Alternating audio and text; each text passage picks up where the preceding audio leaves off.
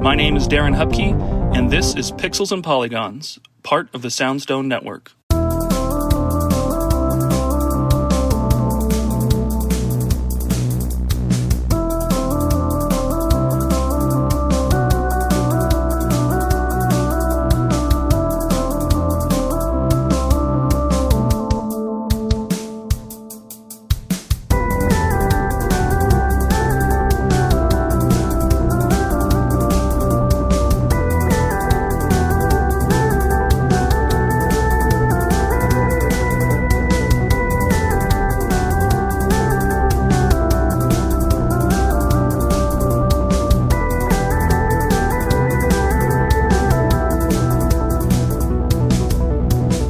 Hey everybody, welcome to a new episode of Pixels and Polygons. It's the conversational podcast about video games hosted by me, Darren Hupke.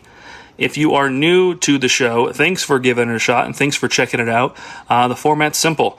I have a rotating cast of guests who come on. I ask them a single video game related question or prompt, and we talk about it. It's short and sweet. It's designed to be easy, quick listens, and it's the perfect podcast in between podcasts. So thanks for checking it out, and hopefully you enjoy the episode. If you've come back and you're a returning listener, thank you for your support. Thanks for continuing to listen to it, and thanks for checking it out. I appreciate you. You can support me and consider doing things to support me by leaving a like or writing a review or sharing a link online. All that helps and goes a long way, and it's much appreciated. I've got other ways you can support over on Patreon at patreon.com/Darren Hupke. For as little as $1 a month, you can also support the show. That will allow you to contribute icebreaker questions that I will ask in future episodes and give you a shout out by name if I select your question. So if you'd like to interact with the show a bit and support me at the same time, consider doing that. Like I said, $1 a month over on my Patreon. Same thing on my Patreon page. You can find the digital storefront for all of my publishing books. Pixels and Polygons is more than just a podcast. I've got my retro game zine issues available for purchase there digitally. I've also got the 32-bit library series of books and books like the Beat 'em Up Volume 1 available over on the Patreon shop for digital consumption. If you want physical, if you want an actual book mailed to you or a zine mailed to you, head over to pixelsandpolygons.net. That is my storefront where you can buy everything direct from me. So again, the 32-bit library books, I've got t-shirts, stickers, other merch, all the issues of Retro Game Zine and the upcoming 2025 annual. Everything that I've got you can find there. So if you want to support the show, if you want to support me, consider purchasing or checking out any of those projects digitally, physically, or through Patreon. Thanks again for listening to the show, and hopefully you like what you hear and you come back next week. Enjoy the episode after this ad break and stay retro. Bye. Hello, we are Kirby Conversations, a podcast on Kirby, along with other adjacent subjects like Smash Brothers, HAL Laboratory, and other related Nintendo games. In each episode, we take an in-depth, well-researched look at a Kirby topic, drawing on our decades of experience playing Kirby games, creating Kirby-related content, and working in and around the video game industry. I'm Sean Douglas. I'm a theater and video game journalist. And my name's Bridget. I'm an online Kirby commentator and collector. Our team also includes photographer and Nintendo ambassador Kai Captain Dangerous Parker and Gigi, the editor-in-chief of Wick Kirby. Join us for deep dives into Kirby's history, interviews with industry professionals, and even inside looks at Nintendo, as together we explore all things Kirby and HAL Laboratory. You can find Kirby Conversations on Apple, Spotify, or wherever you listen to podcasts.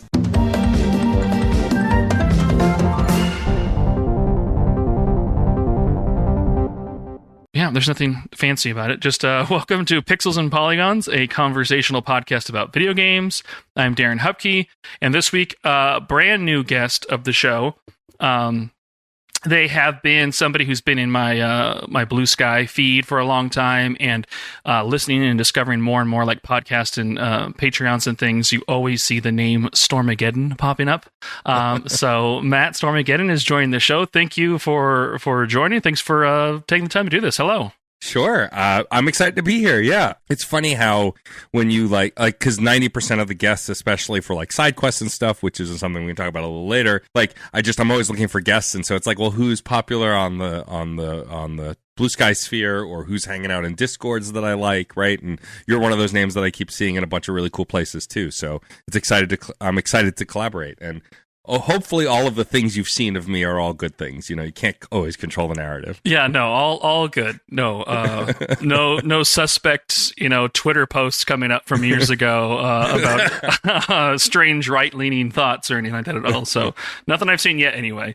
Yeah, well, thank you for jumping on and doing it.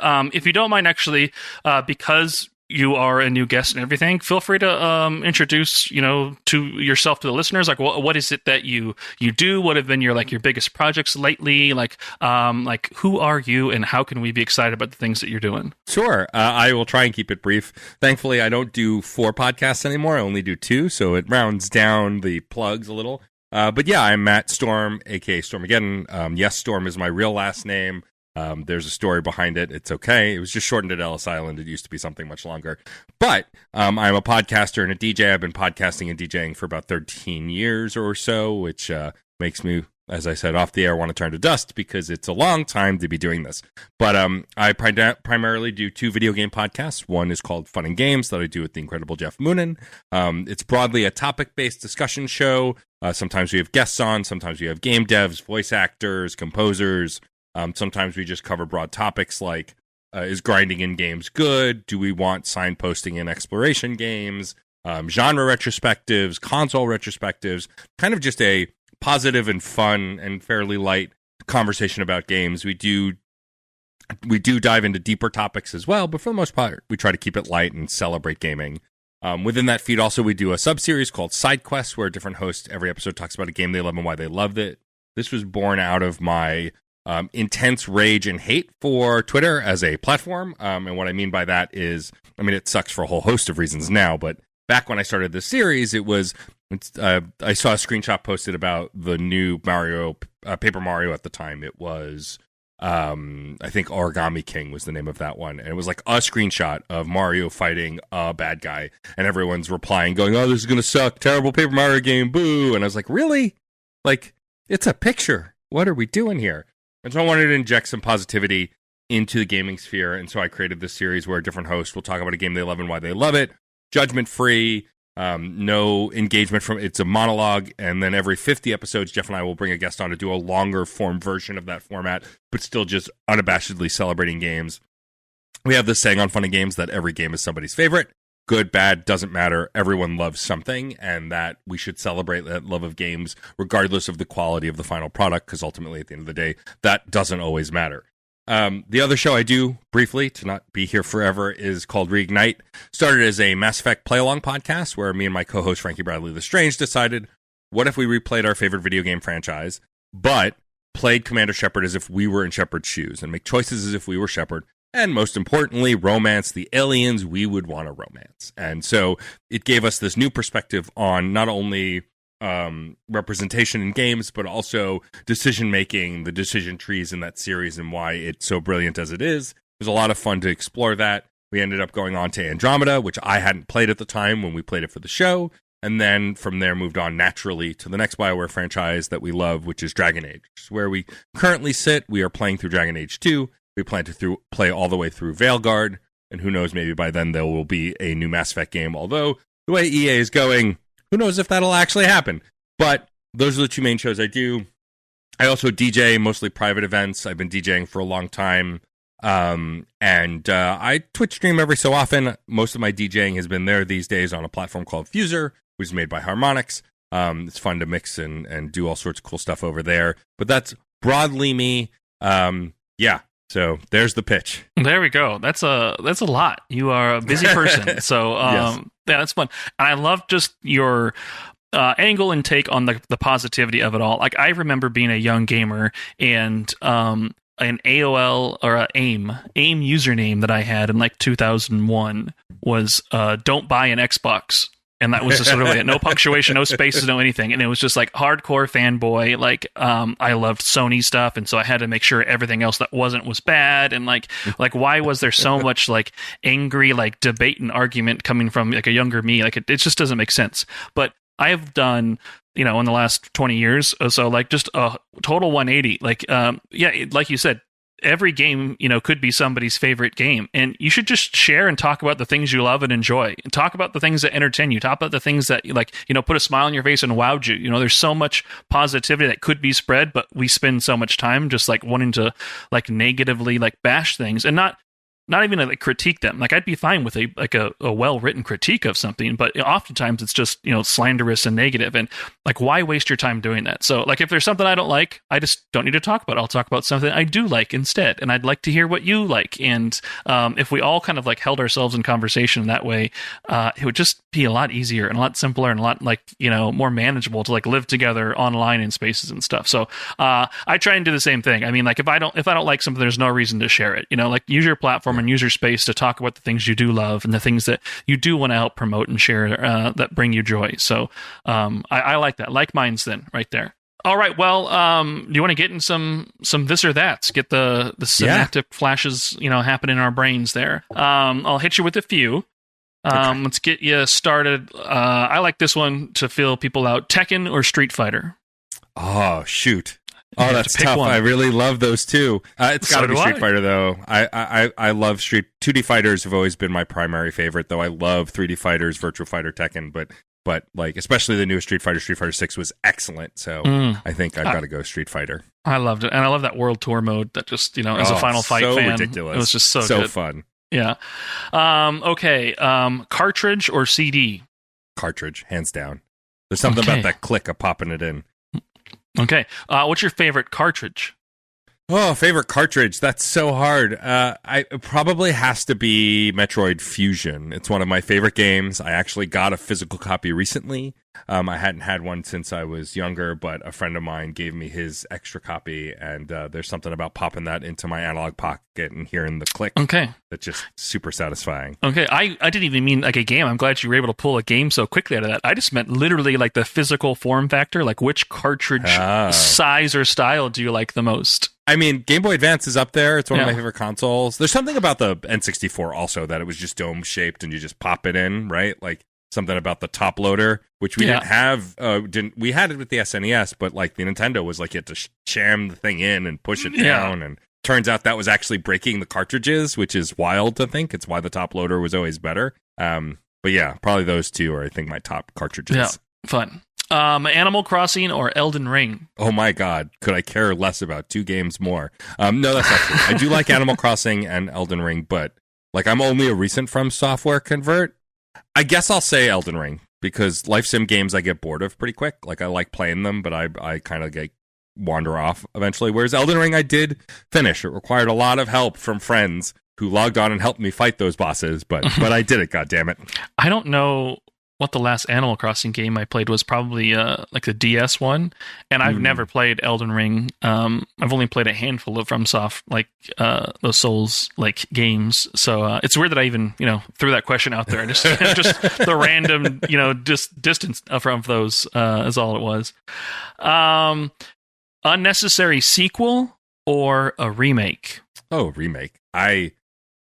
I genuinely don't hate remakes. I think some of them are not great, but like I just played the Tactics Remaster remake. I'd never played the original, and it was excellent. It's become like I think my favorite Final Fantasy game. But like I love that stuff. I mean, I think we should remake more bad games. I think remaking good games kind of makes sense, but like someone go remake Bubsy 3D. I mean, they're making Bubsy 4D now, actually, which I'm genuinely excited for. But like, let's remake some bad games or some mediocre games that should have a new life, right? Like, why aren't we doing that more? It just seems to make more sense than remaking stuff that was already good. Like Resident Evil 4 getting a remake. The remake was excellent, but that OG game is like basically perfect. So it just seemed unnecessary.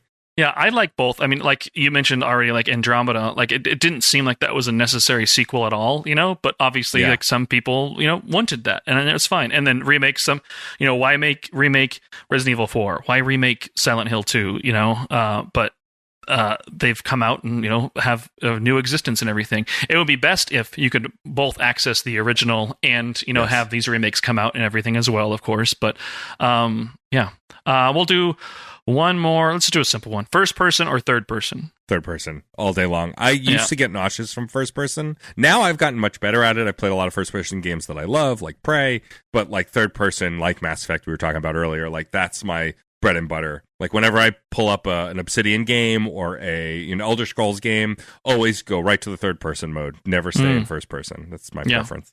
Fun. Okay. Well, that was the this or that's. We can do a nice icebreaker then, and we'll move into the main topic. But for this episode, let me ask you, who is your favorite character or one of your favorite characters that prominently wears green? Huh. What an interesting twist. Prominently wears green. See, now you have more editing work to do because I have to hem and haw and think, and you have to figure it out. I mean, the easy answer would be Raphael because he is green, the Ninja Turtle, but he's technically not wearing green, so we're not gonna go with that.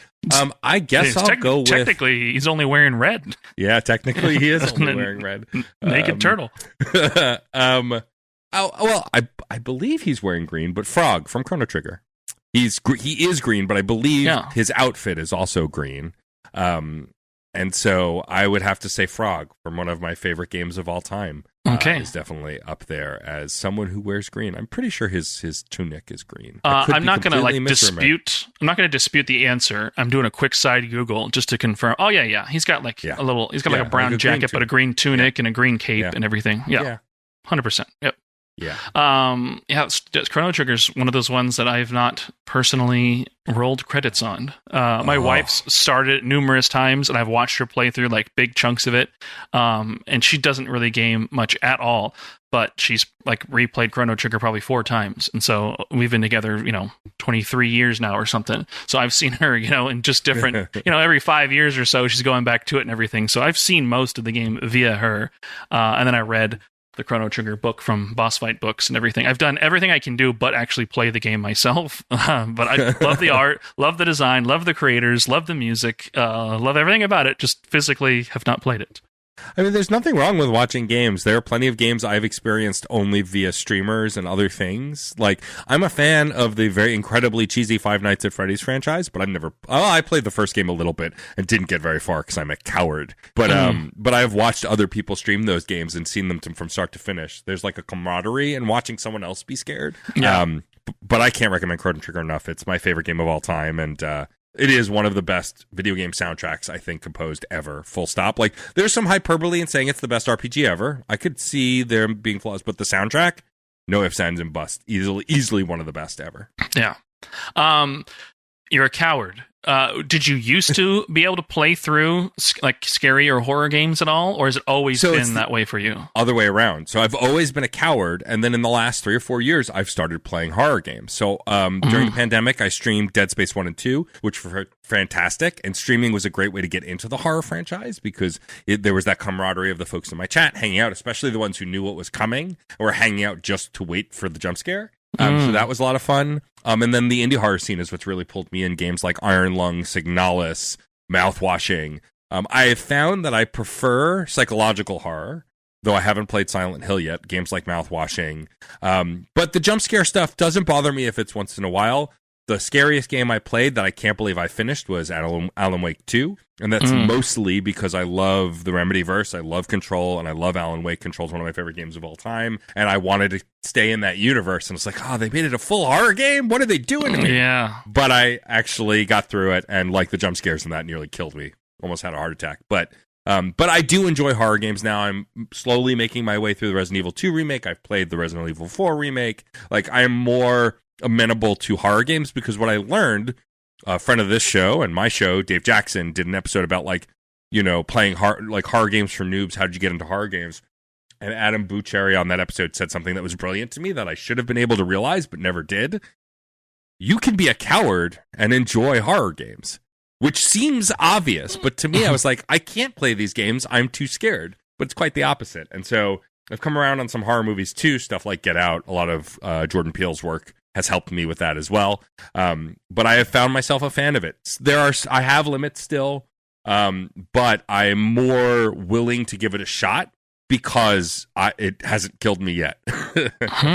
Yeah, I can still do horror films and everything, no issue. I grew up like horror, anything and everything was totally fine. Games, I could do it all the time.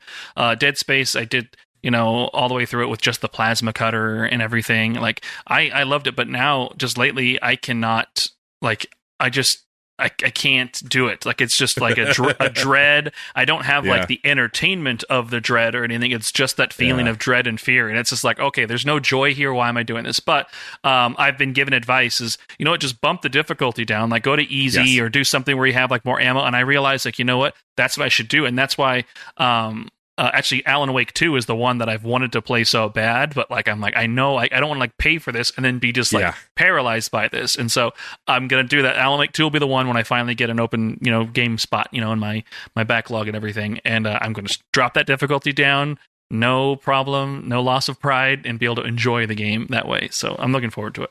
Nice. Yeah, I had to bump down the difficulty because also with most of the horror games, there's a lot of shooting, and I am bad at shooting things, and so. I always bump the difficulty down because I'd rather get through the thing and see the story than suck at the gameplay. Yeah.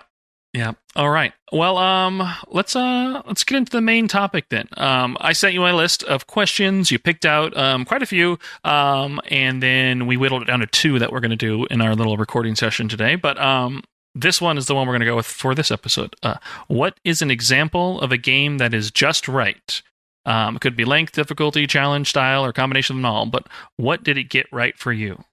So this is kind of more of you just being able to tell like a personal story and, share something about one of your favorite games. But yeah, what is that game for you that gets it just right?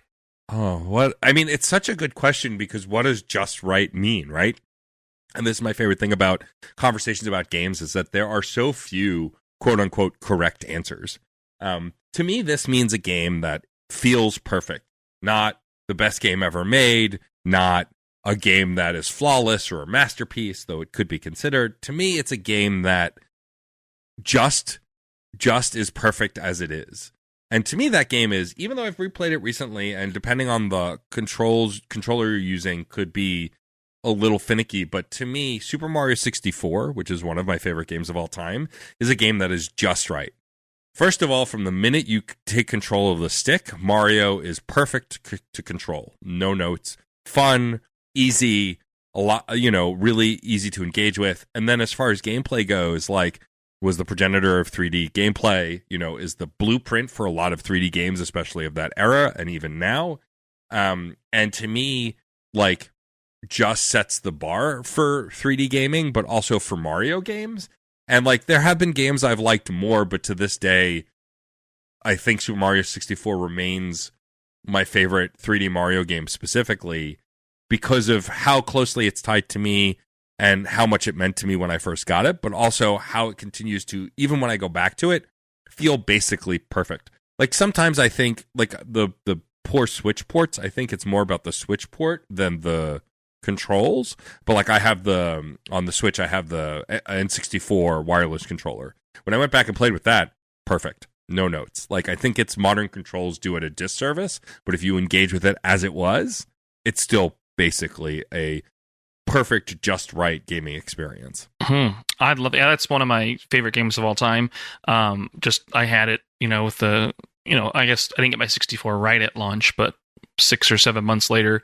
And that game was great to me. I think part of that Nintendo 64 analog stick, it wasn't like a true, like, fully round, like, enclosure. Like, it had essentially like those 8 notches and everything, kind of like the C stick would have on the GameCube. And wait, did the C stick do that? I don't know. Maybe it did. I forget. But the 64, it had those notches out of there. And to me, like, it always seemed like the camera system, as janky feeling as you may feel it, like, looking backwards, but at the time I didn't really mind it that much at all. But I always felt like the camera angles would always match at least one of those notches, and so you could always, like, full tilt or full send in one of those directions and never feel like you were stuck or lost in between or not sure which exact angle to take and everything. But I loved, like, getting my hands on that for the first time, that was just a mind-blowing thing coming from a Sega Genesis, owner and everything, and then going to a Nintendo 64. It was like, oh man, video games can be fun. Oh wow, they're not just things to do when you're bored on the weekend, but you can actually find entertainment out of these things. And I loved Mario 64. I even loved that it just was almost over-designed, like having like the wall jumps and like the butt womp and long jump and like just the different movement controls. Like not a lot of the levels like really expected you to use like the full arsenal of his like movements and controls and mechanics. So like, I've now seen players like doing like Kaizo Mario 64 stuff where they've made like super high end and high challenging things to like really test players like that. But it was always just neat that like, there was a lot to do, but you didn't have to do all of that, or you didn't have to master all of that to still be able to enjoy and play through the game and everything. I love Mario 64. When did you first get to play it? So, I have to remember that I'm not the host, and you're going to ask me the questions. So I first played it when it first came out. So I've told this story in a few places. I did a SideQuest episode about Mario 64. I believe I did an episode of Nostalgia Arcanum about Mario 64. I've talked about it in quite a few places, but if you happen to be the 3 people who have not heard this story, I will regurgitate it here. Regurgitate is such a bad word to have used for that. It's disgusting. Matt, why would you say that? Anyway, so I was turning 13 when this console came out. Please don't do the math. And it was my bar mitzvah year. And I told my parents from the minute we started playing my bar mitzvah, which was a fun party, my friends were there. I was like, I don't want any gifts from you guys. Nothing except the Nintendo 64, Mario 64, which came out, I believe, after my birthday and my bar mitzvah. And back then, pre-ordering wasn't as ubiquitous as it was now. So I didn't have a pre-order for it. I was just like, we're going to go buy it. We tried for weeks and weeks and weeks. Couldn't find it. Could never find it. It was sold out everywhere. And then one weekend, I was like feeling a little sad. And I was like, I really want this console. I was like, Dad, can we check? Can we just go to the Toys R Us near us and just see? Maybe they'll have it this weekend. And it's like, sure. He didn't mind. And so we drove over. So back then, games weren't lining the walls like they were back then, like they are now. It was in Toys R Us specifically. They had this like paper slip system where the games would be behind a case, and then be these paper slips with the bin number and a barcode and the price on it. And you'd grab the paper slip, bring it to a counter, and a guy would go into the back room and get you the thing. We grabbed the paper slip for Mario 64, of which they did have plenty of. Then we went to the counter, and I asked this guy, who towered over us and could have been 35 or 55. Like, I was at that age. When you're 13, you're like, well, you're old because you're older than me. But anyway, we asked this guy, hey, do you have an N64? We'd like to buy one. He's like, oh, I don't know. I think we're sold out, but I'll go check. Went in the back. It's like, I found one. Would you like to buy it? And so we did. My co-host, Jeff, jokes that was some other poor kid's villain origin story and that I took their poor pre-order. But so we took it and we brought it home. I've talked about this on Funny Games before, but there is something visceral about certain gaming experience where there's a level of excitement that feels otherworldly almost, like you're vibrating with excitement. And bringing the N64 home, unpacking it, hooking it up, because I'm an expert at hooking up consoles at this point. I had an Atari, a Nintendo, a Genesis, a Super Nintendo. I was very familiar with it. My parents had no idea. It was all me. But ripping it open, ripping the game open, hooking it up to the TV and popping in the cartridge and immediately started playing. And like the wonder that I felt in that moment. Like there are only a few other experiences that I can compare to it. Like to me, the first time I played Mass Effect 2 felt the same way because it was the expectation of Mass Effect 1 plus what actually happens in the beginning of Mass Effect 2, which I won't spoil if someone happens to have not played it, but I think it's one of the greatest gaming intros in all of video games because of what they do. But like, and there have been some other milestone moments, the first time I played Pokemon Sword and Shield on the Switch, even though that ended up being kind of a disappointment to me, like the first big open world 3D Pokemon experience. Things like that, these things that you like wait for, can't believe are real. Like the first, when the Nintendo Switch was announced and I grew up a handheld gamer, and now I'm going to get a console that's both for my TV and handheld, the thing I've always wanted. Instead of having two separate systems for that, I have one system to play everything. Things like that. And Mario 64 is so closely tied to that kind of moment that I think it's also why it's that like just right, perfect gaming experience for me, because I have all of those memories tied into that game. And especially now, I feel even more nostalgic. I had lost my father last year. And so, like, even thinking about this story now, it warms me even more because I get to think of that. Like, my dad always didn't have a goddamn clue about video games. But if I wanted to play something like Tecmo Bowl on the Nintendo, he'd play with me and lose all day long. Didn't care. Like always supported these things, even if he didn't understand them. And gaming was that. He didn't really get it, but he knew I liked it and always supported me.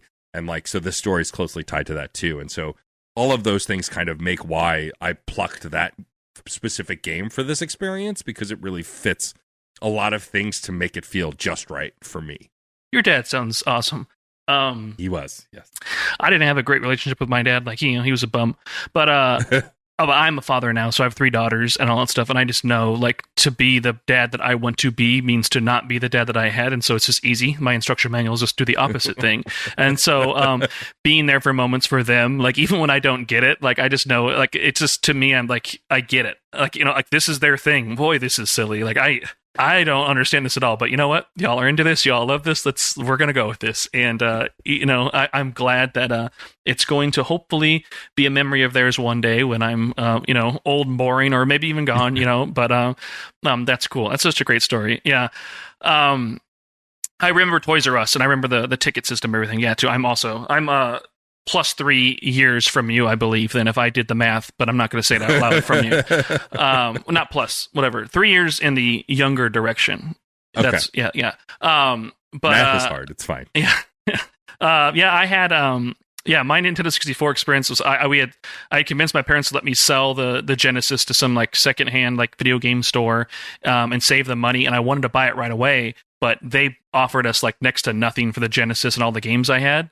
So I had like some money, and it was just like, well, you can save it up and you can get it. And then it ended up being really hard to find that Christmas. So it was the only time in my life that I did not have a video game console of any kind. It was probably 3 or 4 months, and it was probably the worst and most boring time, and then it was like income tax season, and my parents got back some money, and typically when anytime like family came out to visit, cousins would come, it was like the coolest thing because you got to hang out and play with your cousins that you loved. And this just so happened to be a time my cousin Sean was visiting, and my parents came back after being gone for hours because they went into the city and picked up the Nintendo 64 and made good on the promise because we didn't have it for Christmas and everything, and pulled up with Nintendo 64, Mario 64, Star Wars Shadows of the Empire, and Cruisin' USA, and an extra controller. And same thing, I was ripping that box open and everything, and then I instantly did not want my cousin to be there. It was just going to be like, no, you're going to take away time I have playing this. I'm going to have to pass the controller around and share, and this is not anything I want to do right now at all. Yeah, Mario 64 was just, it also echoed a lot of things I do in life. I remember faking being sick once we went back to school and everything, and I was like, yeah, I'm not feeling good. I stayed home for like 2 days in a row, like getting like 50 or 60 stars, just burning through the game like 100% all day. And I would do, even as an adult now, I call out of work when big games come out, use those sick days to like play those landmark moments and everything. But it was in my DNA all the way back then with Mario 64. But yeah, I agree. It is a game that gets it just right. It's a game that's almost perfect, and just great memories. But what a wonderful conversation. You sparked some emotion out of me, and maybe only the second time maybe that's ever happened on the podcast. So you're setting a high bar for yourself as a guest. Love to hear it. Anything you'd like to share? Because we did it. We answered the question. Like that's the podcast. But anything you'd like to share? Any episodes of the show you want to recommend people maybe check out if of those 3 listeners who haven't heard maybe anymore? Yeah. What should people do if they want to get more Stormageddon after this? Well, I mean, the best thing you can do is go to djstormageddon.com. That takes you to my link tree because I am old and therefore I use the older platforms for my social media and stuff.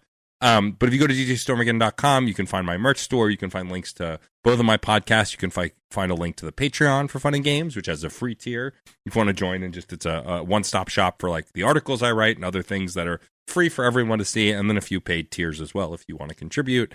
And then the other best place to find what I'm doing is on Blue Sky. I'm more active there than really anywhere else. And I'm at djstormageddon.com on Blue Sky as well. As far as episodes to check out, I mean, we've done a ton of really cool stuff. We've done a Mario retrospective over on Fun and Games. We have so many side quest episodes that we have done, including, I had mentioned one of my, I'm trying to remember what number side quests. I used to know the numbers of every episode, but now that we're into like 400s, it's kind of hard to keep that all in my brain. But I did an episode on Mario 64 on side quests as well. But we've done a Sonic retrospective, a Mario retrospective. We've done 2D platformer retrospective. We recently actually did an episode within this year at some point. We did an episode. We're tackling difficulty versus like good game design and difficulty versus frustration with certain types of games. We talked about platformers. We've also now talked about puzzle games. We want to talk about boss design at one point, kind of a new running series that we've done. And the one we did about platformers was really interesting. Like the kinds of games that seem well designed versus not. Like not everything is Bubsy 3D, right? There are levels and scales. We talked a little bit more about Mario Sunshine, which is a pretty panned Mario game, although it's probably not as bad as we all remember it. Things like that. And so that's fun. You can find Fun and Games wherever you get your podcasts. Same for Reignite. You can Google it. Or like if you have a podcast platform you prefer, we're on all of them. And if we're not on your podcast platform of choice, then DM me on Blue Sky so I can add it, because I'm pretty sure we're on everything at this point. We're even on Deezer, and I don't even think anybody still uses Deezer. So there's that. All right. Well, I'll put some links in the show notes so people can find those things as well. I did an episode of Side Quest on Jammer Lammy. So if you want to have like a bridge from here, go to there and then just keep the podcast feed playing and find some more. But thank you so much, Matt, for jumping onto this show. Like I said, that's the episode. So I look forward to chatting with you again.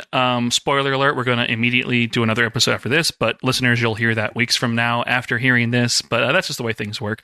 But otherwise, thanks for coming, and have a good one, Matt. Thank you. This was a blast. Take care.